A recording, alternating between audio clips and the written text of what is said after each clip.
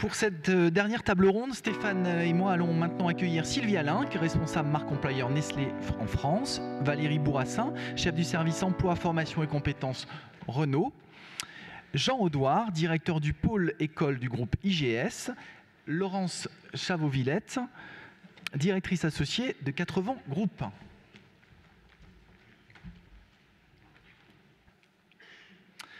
Sylvie, célébrer ses 150 ans en poursuivant d'ailleurs le développement d'Alliance for Youth, qui est un programme européen lancé par le groupe pour lutter contre le chômage des jeunes. Comment se porte cette vieille dame? Christophe, tu parles de qui quand tu parles de vieille dame? Je ne me permettrai pas, Sylvie. Merci. Nestlé, bah oui, effectivement, 150 ans. Il y a 150 ans, c'est Henri Nestlé, qui était pharmacien et qui avait créé la première farine lactée pour nourrissons. Alors depuis, je pense qu'aujourd'hui, pour être assez fier de ce que Nestlé est devenu, puisqu'on est effectivement aujourd'hui numéro 1 mondial de l'alimentation, nutrition, santé. On se développe sur de nouveaux territoires avec la création de 2 entités que sont Nestlé Health Science et Nestlé Skin Health. Donc la nutrition, ça va aussi jusqu'aux soins de la peau, avec les laboratoires Galderma.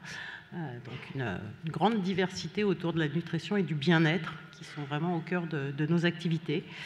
Depuis 150 ans, Nestlé, c'est plein de repas en famille, c'est plein de moments de gourmandise, c'est plein de moments de partage.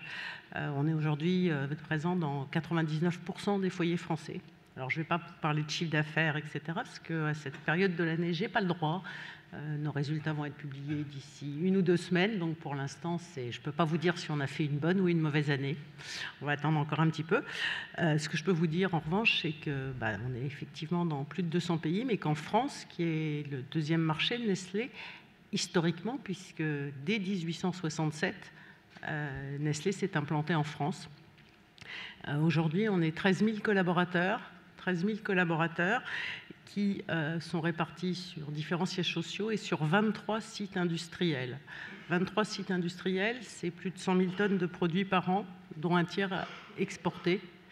Et c'est une activité importante pour nous que de développer la performance de nos usines en France pour continuer cet impact au niveau de l'emploi local dans les territoires, notamment dans des zones difficiles, en région Picardie, Nord-Pas-de-Calais, où nous avons une dizaine d'usines. Nestlé, c'est aussi effectivement une initiative pour l'emploi des jeunes qui a été lancée en 2014 par notre patron de l'Europe à l'époque, partant d'un principe que les États et les institutions ne pouvaient pas être seuls responsables de l'état de chômage des jeunes et des 25% de chômeurs qu'il y avait au niveau des moins de 30 ans. Et cette initiative, elle a pris de l'ampleur. On s'était engagé en 2014 à recruter 10 000 jeunes au niveau européen d'ici fin 2016. À fin 2015, on avait déjà dépassé 13 800. Donc on va tenir nos engagements largement. Ils seront même déplacés. Cette initiative, elle s'est aussi étoffée avec la création de l'Alliance pour la jeunesse. Alliance pour la jeunesse, c'est l'idée d'associer un certain nombre de partenaires, de fournisseurs, autour de cette initiative pour mutualiser nos actions, pour les démultiplier, pour leur donner de l'ampleur et de la visibilité et plus d'efficacité. Et aujourd'hui, c'est pratiquement 200 entreprises qui ont rejoint cette Alliance pour la jeunesse au niveau Europe. Voilà, un petit peu. Alors, célébrer le passé, construire l'avenir. C'est pas mal. C'est pas mal. Alors, justement, pour mieux satisfaire les consommateurs, le groupe Nestlé est clairement dans une logique de performance, notamment sur ses sites industriels. Est-ce que ça veut dire que Nestlé va continuer de recruter des ingénieurs? Oui, bien sûr. Je vais le développer un petit peu. Tu peux. Oui, alors, même si on ne recrute pas que des ingénieurs, parce que on a besoin aussi de tout un tas de fonctions support, marketing, commerce. Les ingénieurs, c'est une clé pour nous pour tenir nos objectifs. en termes de performance industrielle, même si chez nous, la performance, elle n'est pas simplement économique, c'est aussi une performance en matière environnementale et en matière sociale. Et cette performance, elle passe par de nombreuses opportunités pour toutes les formations d'ingénieurs et pas simplement les ingénieurs agronomes qui nous connaissent bien, parce que dans notre performance, il y a le lean management, l'amélioration continue, des investissements industriels. On est présent depuis longtemps, des usines qui sont parfois centenaires. Si on veut maintenir leur performance, si on veut qu'elles soient demain compétitives à l'échelle européenne, il faut qu'elles soient rénovées, que leur ligne de production soit refaite. Si je prends, je vais rester en Picardie, l'usine de Boué, c'est une usine qui avait été créée en 1927 autour des laits en poudre, des laits concentrés. Aujourd'hui, c'est une usine majeure dans nos productions de lait infantile au niveau européen.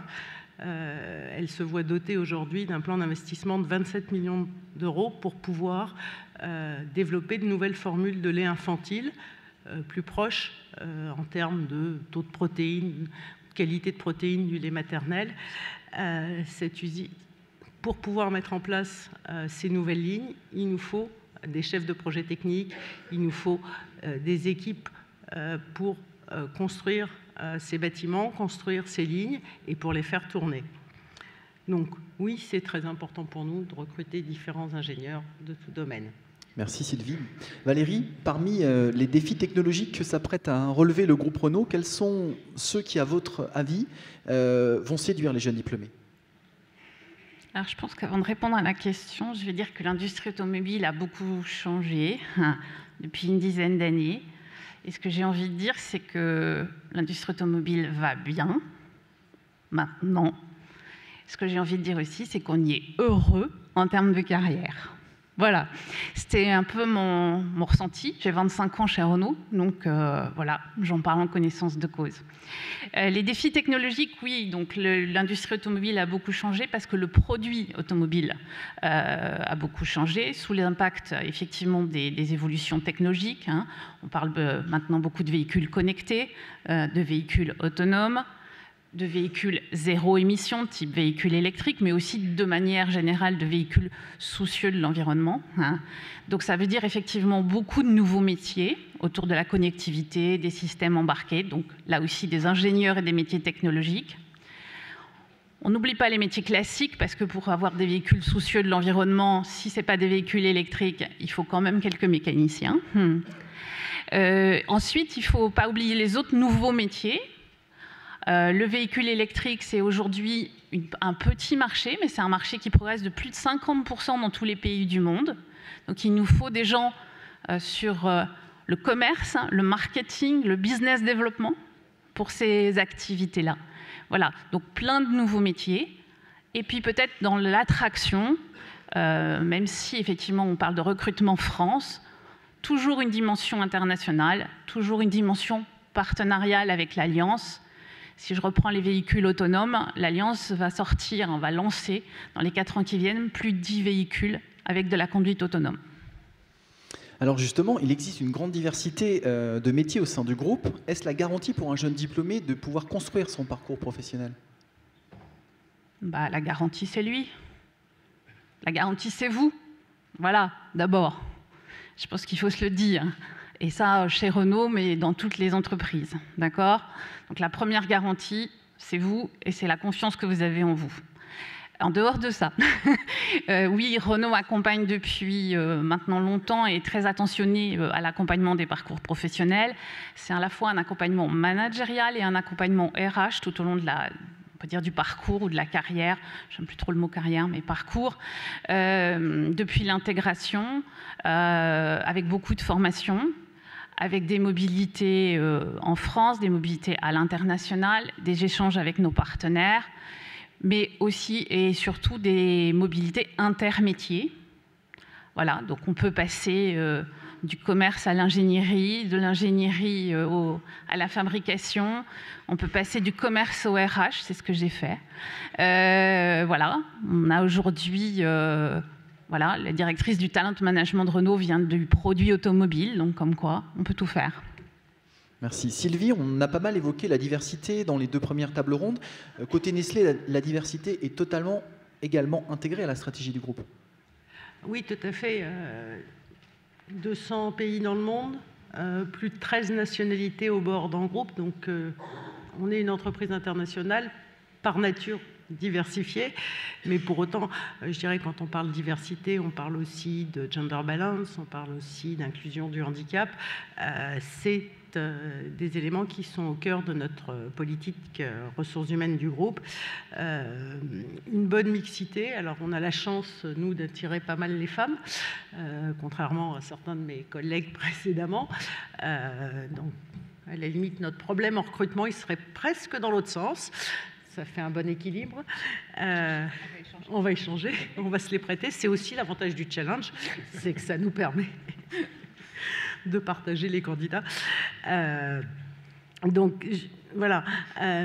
Nos axes de diversité, ils vont autour, effectivement, de l'inclusion des personnes en situation de handicap, du recrutement et surtout du maintien à l'emploi, avec un accord groupe handicap qui date de 2013 et qui est le premier du secteur alimentaire. C'est l'égalité professionnelle entre les hommes et les femmes. C'est aussi et beaucoup la transmission des savoirs entre les seniors et les juniors, parce qu'on a des pyramides d'âge dans certains sites qui sont dans le même style que nos amis de chez précédemment, dont j'ai oublié, enfin, qui sont aussi très âgés. Donc cette nécessité de prévoir l'avenir, de pouvoir construire demain, et le recours à l'alternance fait partie de nos priorités dans ce contexte-là. Valérie, justement, pour rebondir sur ce que disait Sylvie, la place et le rôle des femmes chez Renault s'inscrit-elle complètement dans la stratégie de l'entreprise ? Oui, alors, en dehors des vieilles plaisanteries sur la femme au volant, qu'on ne ressortira pas ici, mais que j'écoute quand même régulièrement.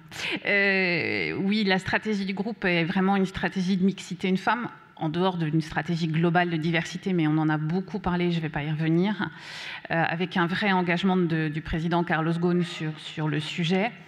Peut-être juste quelques chiffres, les femmes sont quand même pas énormément représentées dans l'entreprise, c'est à peu près 20% de la population des cols blancs. En revanche, on est très attentionné à la carrière, est-ce qu'elle se déroule j'allais dire de manière équitable, donc avec des indicateurs sur les postes clés de l'entreprise. Et là, on progresse régulièrement, puisque je pense qu'on avait à peu près 19% en 2013 de femmes sur les postes clés. On est à 24% fin 2015. On s'est fixé un objectif raisonnable de 25% en 2016. C'est une politique du petit pas, mais qui avance très bien. On a 2 femmes au comité exécutif. Et peut-être que ce que je peux dire de plus révélateur pour moi, c'est ce qu'on appelle chez Renault l'expert fellow, c'est-à-dire la personne qui gère l'expertise technique pour le groupe Renault, c'est une femme. Merci Valérie. Alors Jean, à l'IGS, vous avez formé en 40 ans plus de 12 000 dirigeants RH. Quels sont les atouts du groupe que vous pilotez ? Oui, avant toute chose, permettez-moi d'abord de vous remercier de votre invitation et remercier surtout les personne, je ne sais pas qui, il y a 8 ans, a eu l'idée de créer ce challenge du monde des grandes écoles et des universités, qu'il ne faut pas oublier, et de lieu de rencontre. Et moi, j'ai été sensible à ce que disaient certaines personnes, puisque j'ai le plaisir de participer à la 3e table ronde, où il y a parité d'ailleurs homme-femme, et donc ça me fait plaisir d'autant plus de participer à cette 3e table ronde.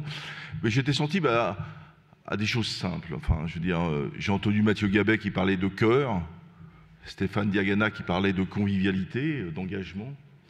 Les différentes intervenants d'entreprise, j'ai pas retenu tous les noms, je vais m'excuser, mais qui parlent de lieux finalement d'échange, de rencontres dans un moment moins formel que d'habitude.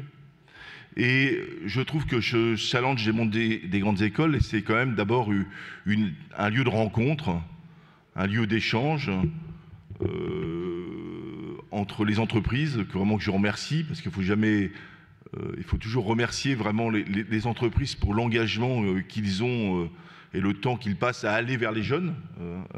Aussi, je voudrais remercier, aussi, si vous me permettez, c'est pas moi de faire les remerciements, mais d'abord l'ensemble des jeunes dont on n'a pas encore beaucoup parlé, et qui quand même participent à longueur de temps participent aux épreuves, participent à l'entraînement par leur engagement, ils sont présents, même s'ils sont supporters, à supporter. Remercier quand même les écoles de manière générale et tous ceux qui participent. On sait que c'est pas facile de mobiliser les étudiants dans les écoles, à tous les entraîneurs sportifs. Donc je trouve ça important. Donc c'est toute une communauté finalement qui se réunit. Et donc voilà, je suis très heureux de porter la parole globalement donc de quelqu'un de l'éducation. Donc je suis un cadre dirigeant donc du groupe IGS. Le groupe IGS dont on fête le 40e anniversaire cette année a été créé par des personnes qui pensaient, il faut se resituer il y a 40 ans, qu'il y avait une utopie, qui pensaient finalement qu'il n'y a pas de performance d'une organisation quelle qu'elle soit, sans un équilibre entre une performance économique et aussi une forme de progrès social. Car l'entreprise, quelle qu'elle soit, c'est d'abord une aventure humaine qui donne du sens à l'action individuelle et à l'action collective. Donc, par ailleurs, le groupe IGS qui regroupe 9 écoles, et dont la plus ancienne et effectivement porte le même nom que le groupe IGS RH, l'école des ressources humaines, a formé plus de 12 000 personnes qui sont en activité actuellement dans différents services, PME, PMI, grandes entreprises, dans le domaine des ressources humaines au sens large, la formation, la gestion de carrière, les relations sociales, les directions des ressources humaines. Et c'est pas un hasard que la première école qui a été créée, l'IGSRH, après il a été créé l'ICD, j'ai entendu parler de business développement, l'ICD qui est une grande école commerce distribution, une école d'immobilier, une école internationale, ça représente 14 000 apprenants sous différents statuts, aussi bien alternants, apprentissage que statut étudiant. Donc tous les modes de financement en fait. Nous sommes un groupe indépendant, c'est rare dans le milieu de l'éducation, dépendant absolument ni près ni loin d'une chambre consulaire, ni d'un groupe privé, et les fondateurs, une partie des fondateurs dans la transmission est toujours à la tête de ce groupe qui est une fédération finalement informelle d'associations dans le monde de l'éducation. Donc plus de 7000 alternants, c'est quand même important, plus de 4000 étudiants et puis 3000 personnes en formation continue. Mais ce que je voulais dire, c'est pourquoi nous participons activement comme d'autres écoles. C'est parce que à travers le sport, il y a un développement, c'est une société, malgré tout ce qui se dit, assez individualiste, et que on pense, mais comme d'autres, que le sport développe un esprit d'équipe.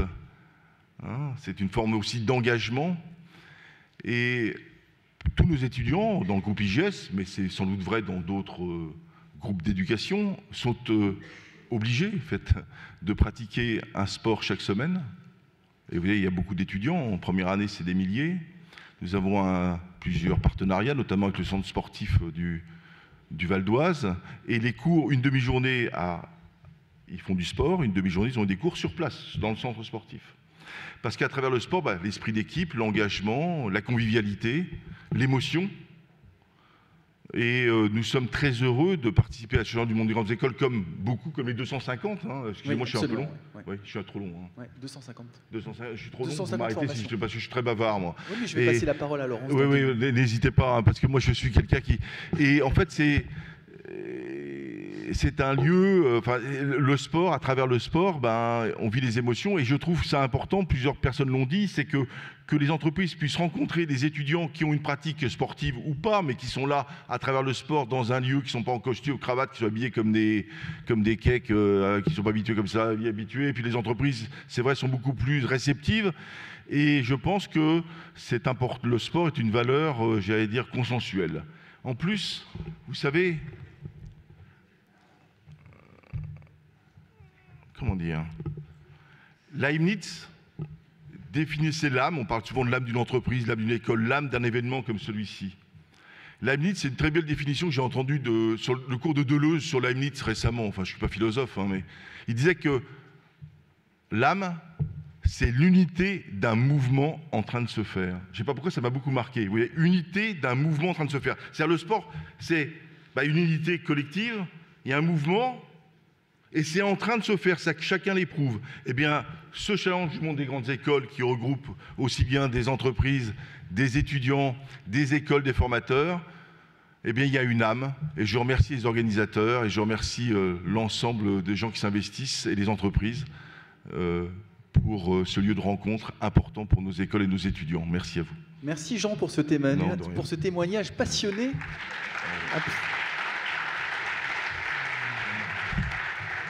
Alors, Laurence, pour rebondir sur ce que disait Jean, sur le fait qu'on n'a pas encore évoqué les subtilités et les nouveautés sur le plan sportif qu'on va vous annoncer dans quelques minutes, on va d'abord s'intéresser aux supporters. Est-ce que tu peux rapidement nous présenter les différents concours de supporters et donner quelques astuces aussi aux étudiants pour qu'ils soient présents le 4 juin prochain, puisque c'est un challenge qui est ouvert à tout le monde, mais on ne peut accueillir que 80 établissements sur la partie sportive.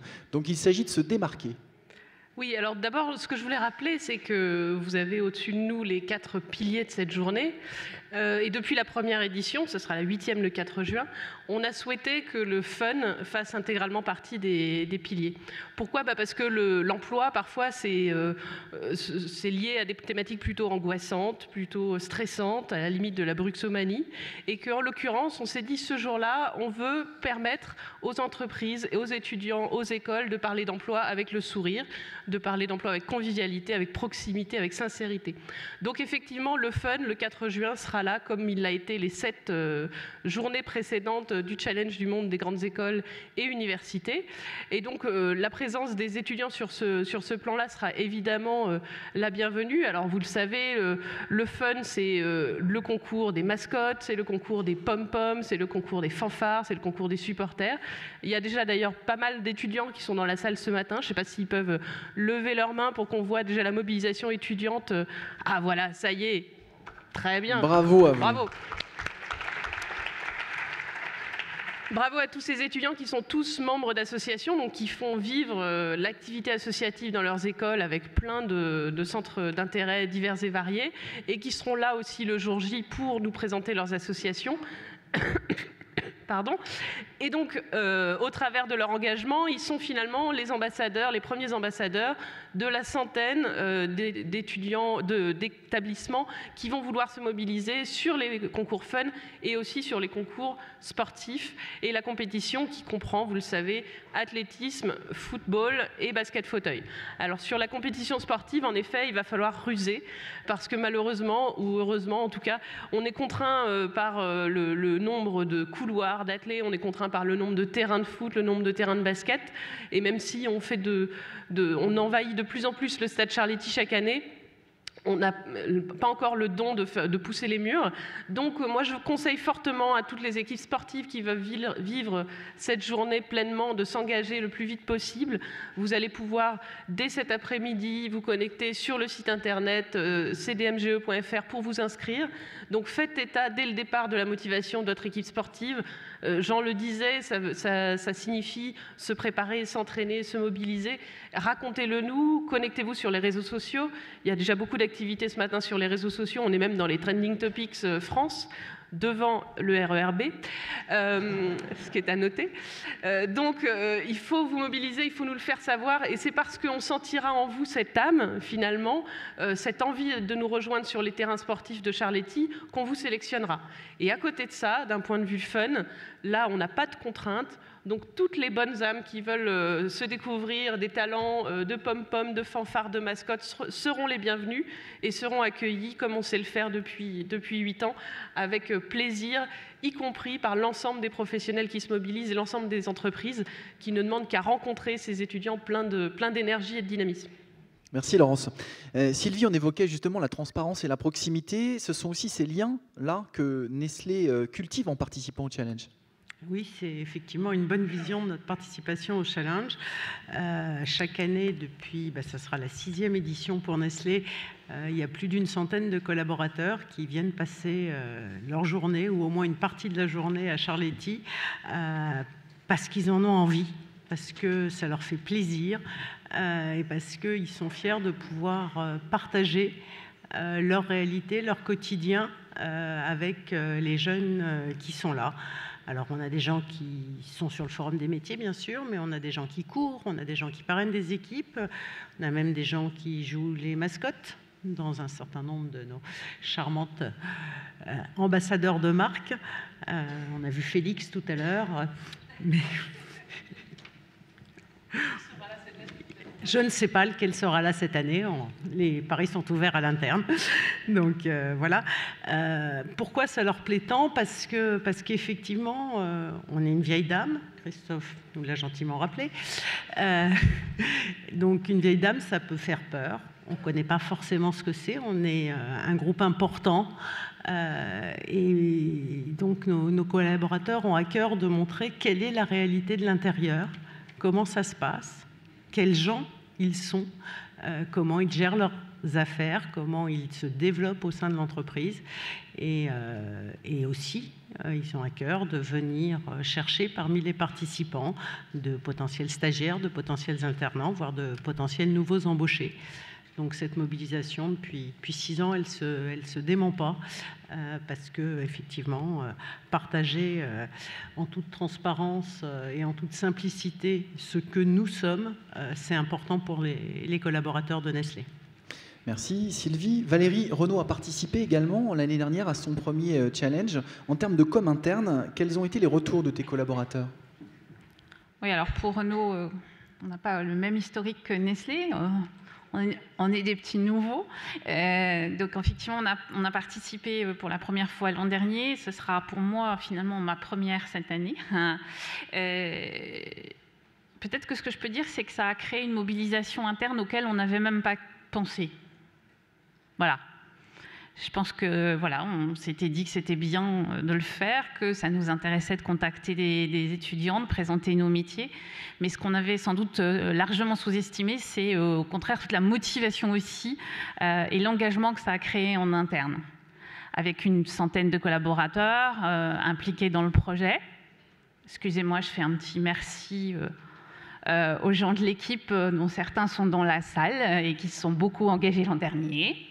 Beaucoup de sportifs aussi. On a une association qui s'appelle l'Entente sportive Renault qui nous a beaucoup soutenus et qui a beaucoup travaillé avec nous. Mais peut-être que le plus simple pour finir, c'est de dire ce que les gens ont dit à la fin, non? Ils nous ont dit... Non, là, il faut que je prenne mes anti-sèches, vous m'excuserez. Ils nous ont dit « Merci pour cet incroyable moment. Cela nous a fait beaucoup de bien. On est fiers d'avoir contribué à redynamiser les relations avec les jeunes. En synthèse, pour cette première participation, nous étions ravis. » Merci. Merci Valérie. Stéphane, tu as quelqu'un à remercier ce matin aussi? Tu veux... Non? Remercier de pouvoir être là encore pour cette 8e édition. Et voilà, c'est avec grand plaisir. Mais je voudrais plutôt passer un message aux étudiants qui sont ici, bien sûr, pour ceux qui ne connaissent pas le challenge du monde des grandes écoles et des universités, d'en profiter pleinement, de profiter de toutes les opportunités que ça peut vous offrir en termes de rencontres, en termes de découvertes. C'est un événement unique, on l'a dit. Et puis, comme on est dans les temps un peu compliqués aussi, et on a parlé de l'emploi, et souvent, comme le disait Laurence, l'emploi, on en parle en grinçant un peu des dents. Moi, j'aimerais leur demander de les encourager à voir la vie avec optimisme, avec l'optimisme de Churchill qui disait « Le pessimiste voit dans chaque opportunité une difficulté, et l'optimiste voit dans chaque difficulté une opportunité. » Derrière cette difficulté, il y a des nouveaux métiers qui apparaissent, ça a été évoqué, on ne connaît pas probablement les métiers qui seront qui vont être créés dans 10 ans, donc il faut voir cette vie avec optimisme. Et puis, très probablement que la difficulté que vous aurez à affronter aussi, c'est qu'avant, on faisait sa carrière professionnelle à 80% sur ce qu'on avait appris sur les bancs de l'école et à 20% dans la formation continue. Ce sera probablement l'inverse pour vous, à 20% sur ce que vous avez appris sur les bancs de l'école et à 80% dans la formation continue. Mais là aussi, c'est une opportunité, donc il va vous falloir être proactif, décider de votre projet de vie, le construire, vos aspirations. Il ne faut surtout pas s'asseoir dessus, au contraire, ça peut être un moteur et une force incroyable, parce que quand on est capable d'allier la passion avec le travail, justement, on a une capacité de travail beaucoup plus grande et plus de chances de se faire plaisir et de s'épanouir. Donc voilà, de réfléchir à votre projet de vie, vos rêves d'un côté, puis croiser ça avec les opportunités, et puis de construire votre projet qui sera sans doute peut-être écarté de celui que vous pouvez imaginer aujourd'hui, mais toujours y réfléchir, toujours l'avoir à l'esprit, parce que vos carrières vont être sans doute plus surprenantes que les carrières de nos parents. Et ce sera comme ça, mais ce sera plutôt quelque chose de positif, à mon avis, si on l'aborde avec optimisme. Merci Stéphane.